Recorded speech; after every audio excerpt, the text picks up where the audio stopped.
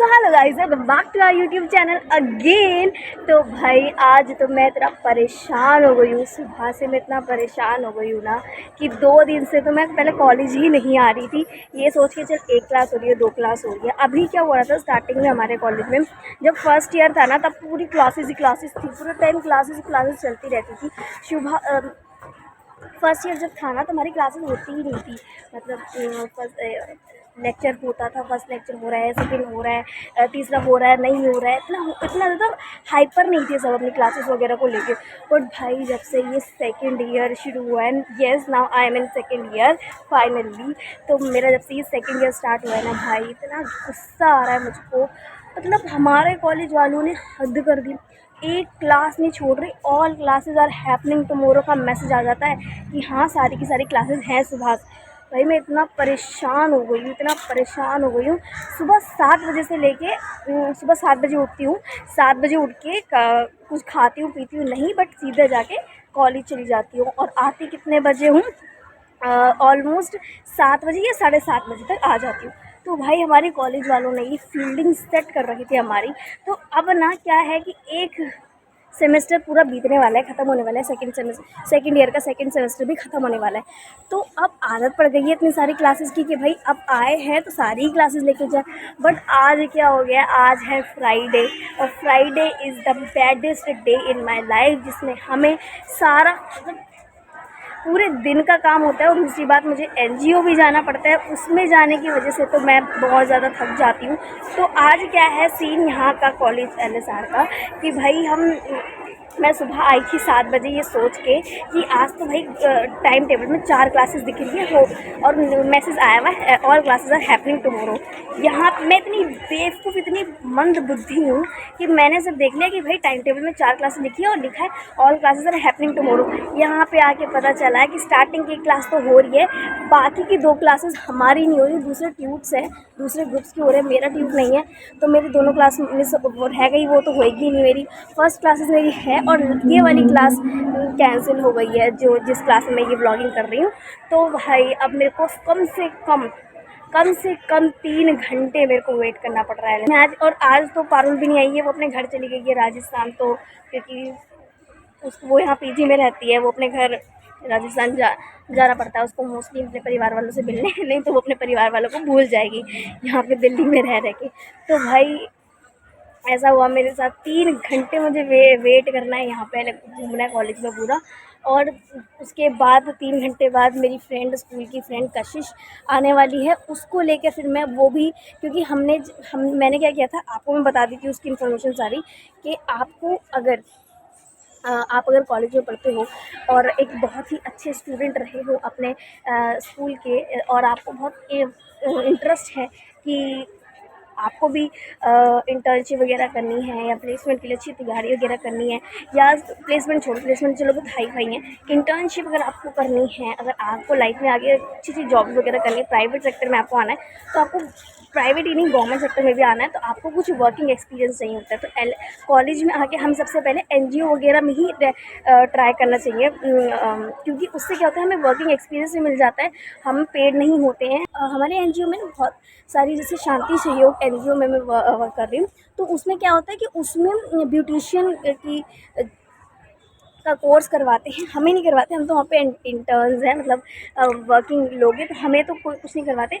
हमें वहाँ पे टेलीकॉलिंग वगैरह का वर्क करना पड़ता है कस्टमर्स को बुलाने के लिए। मतलब जो लोग उससे ये आप कुछ सीख सकते हो, जैसे वुमेन एम्पावरमेंट का वर्ड है, तो वुमेन एम्पावरमेंट घर में बैठे बैठे तो होगी नहीं।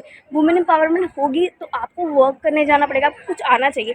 अगर आप पढ़े लिखे हो नहीं भी हो तो ज़रूरी नहीं, अगर आप पढ़े लिखे हो तो बहुत अच्छी बात है, नहीं हो तो कोई बात नहीं। ब्यूटी पार्लर, मेहंदी और ये बहुत सारी चीज़ें हैं जिसके लिए आपको पढ़ने की ज़रूरत नहीं है।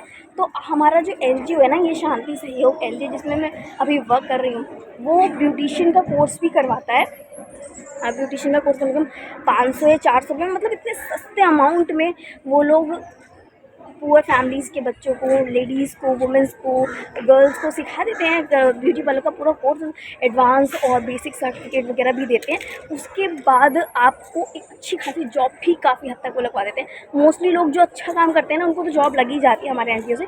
बट अगर आपको वहाँ से नहीं भी लगती है तो आप इतने कैपेबल तो हो ही जाओगे कि अगर आपको ब्यूटिशियन का कोर्स आ गया, आपने एडवांस कोर्स कर लिया, ये सर्टिफिकेट कोर्स कर लिया, तो इतने कैपेबल तो आप हो ही जाओगे कि उसके बाद आप अच्छी सी कोई जॉब कर सको खुद की, या किसी भी ब्यूटी पार्लर, आप खुद का ब्यूटी पार्लर खोल सको, या किसी ब्यूटी पार्लर में एज ए हेल्पर वर्क कर सको।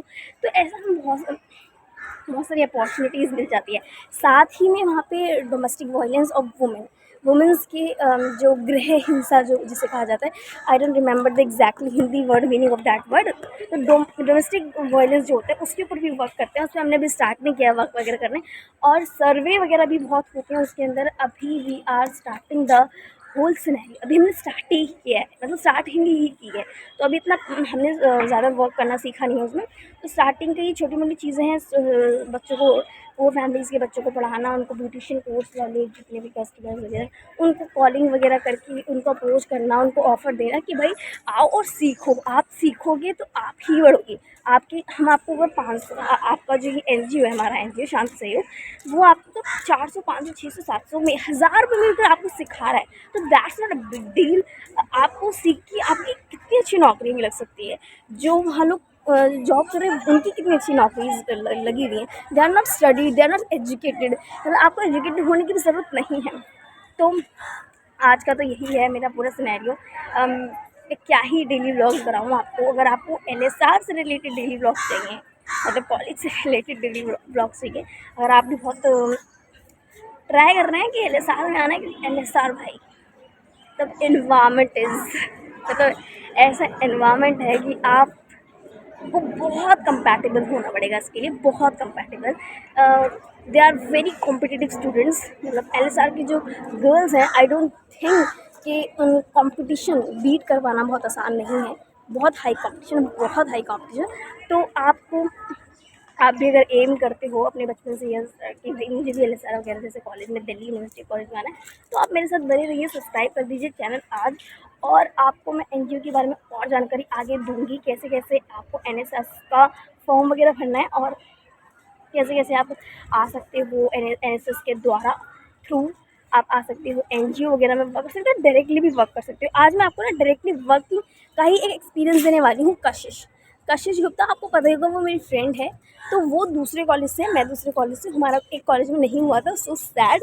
तो हमने क्या किया, उसको भी एनजीओ में वर्क करना था, क्योंकि पता है आप अगर एक अच्छे कंपेटेबल स्टूडेंट हो तो आपको वर्किंग एक्सपीरियंस तो होना ही चाहिए। ज़रूरी नहीं आपको हर जगह सैलरी मिलेगी, आपको कुछ भी छोटा मोटा वर्क करना चाहिए। और जो एनजीओ में वर्क होता है ना, वो माइंड ब्लोइंग होता है, मतलब आपके जो इंटरेस्ट हैं वो भी फुलफिल होते हैं।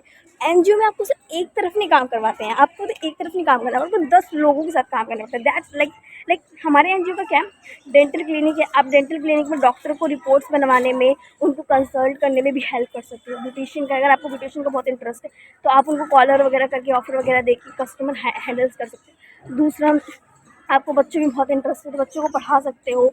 और क्या, और भी सिलाई में आपको इंटरेस्ट है तो वहाँ पे आपको सिलाई तो नहीं करवाएंगे, आप एज अ इंटर्न जाओगे एनजीओ में तो वो सिलाई तो नहीं करवाएंगे, बट सिलाई से रिलेटेड जो भी टेक्निकल वर्क होंगे वो आपको ज़रूर सिखाए जाएंगे इन अप्रेंटिसशिप की तरह। तो ये सब होता है एनजीओ में। और दूसरा, अब मेरी स्टार्टिंग की फर्स्ट क्लास हुई। फर्स्ट क्लास के बाद आज दिन ही पूरे दिन ख़राब चल रहा है, फिर आज पूरा दिन ही ख़राब चल रहा है। कि पहले तो पता ही नहीं था, पहले सुबह सुबह ऐसा रिक्शे वाला मिल गया जिस रिक्शे वाले को पता ही नहीं है एलएसआर का है।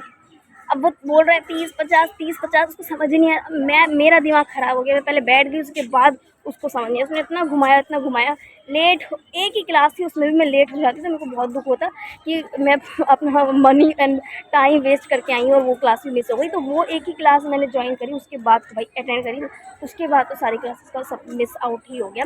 और अब मेरे को अब मतलब मेन वक्त तो यही था कि फ्राइडे के दिन हमें एनजीओ ज़रूर जाना पड़ता है, क्योंकि हमारे ना आवर्स भी कैलकुलेट होते हैं, घंटे के, आपने कितने घंटे वर्क किए, उसी के बाद आपको सर्टिफिकेट मिलता है। सर्टिफिकेट नहीं मिलेगा कि आप सोच रहे हो कि एनजीओ में यार क्या ही करके जाएंगे। अगर आप वहाँ पे बाकायदा वर्क नहीं करोगे, तो वो आप अपने टाइम पे नहीं जाओगे, टाइम पे एक क्या कहते हैं, एक प्रोफेशनल वर्किंग पीपल की तरह आप वर्क नहीं करोगे आप वहाँ पे, तो आपको सर्टिफिकेट में बुरा भला लिख देंगे और फिर आप लेके बैठे रहना सर्टिफिकेट। आपका पूरा 1 साल भी लगेगा उसके अंदर और फिर आपको उस सर्टिफिकेट में अच्छा भी नहीं लिखा हुआ मिलेगा, तो फिर आपको बहुत बुरा लगने वाला है। तो आज हम चलते हैं, आज मैं आपको सिर्फ अंदर का एनजीओ नहीं दिखाऊंगी, अंदर की और चीज़ों के बारे में, बस मैं उसको ऊपर की चीज़ें आपको मैं बता रही हूँ। तो किसी और वीडियो में आप कमेंट करिए ज़रूर अगर आपको एनजीओ के बारे में और जानकारी लेनी है, कैसे डायरेक्टली एनरोल करना है। डायरेक्टली एनरोल मैं आज कशिश को करवाऊंगी क्योंकि कशिश दूसरे कॉलेज से है, मेरे कॉलेज से नहीं है। तो मैंने तो एनएसएस के थ्रू एनरोल किया था, पर कशिश डायरेक्टली एनरोल करेगी सीधा कॉलेज में जाके। तो आज वो आएगी तो मैं आज आपको उससे भी मिलवाऊंगी और बताऊंगी डायरेक्टली एनरोल करने के लिए क्या क्या करना पड़ता है इसके लिए। तो आज पहले कशिश को करवा देते हैं एनरोल। पहले मैम से आज बात कर लेते हैं, जब उसकी मुझे पूरी इन्फॉर्मेशन क्लियर की मिल जाएगी, क्योंकि मैं नहीं चाहती किसी को भी ऐसे बेकार इन्फॉर्मेशन मिले जिससे आधी इन्फॉर्मेशन में आप डगमगा जाओ। तो पहले आज कशिश आएगी, मैं उसको डायरेक्टली एनरोल करवाऊंगी because she is from another college, not from NSS. तो जब वो डायरेक्टली एनरोल हो जाएगी उसके लिए क्या क्या लगेगा, मैम ने अभी तक बोला था कि एप्लीकेशन लगेगी, बट अभी वहाँ पे जाके देखते हैं कि क्या क्या लगेगा। जो चीज़ें लगेंगी वो पता करके मैं आपको ज़रूर बता दूँगी, तो इसी वीडियो में बने रहना आगे भी। अगर आपको भी जानना है कि एक्चुअली में एनजीओ में क्या काम किया जाता है तो उसके लिए बने रहिए दूसरी वीडियो के लिए। इसका वीडियो 2 पार्ट आएगा और उसमें आपको पूरी इन्फॉर्मेशन मिल जाएगी कि एनजीओ में आखिर होता क्या है।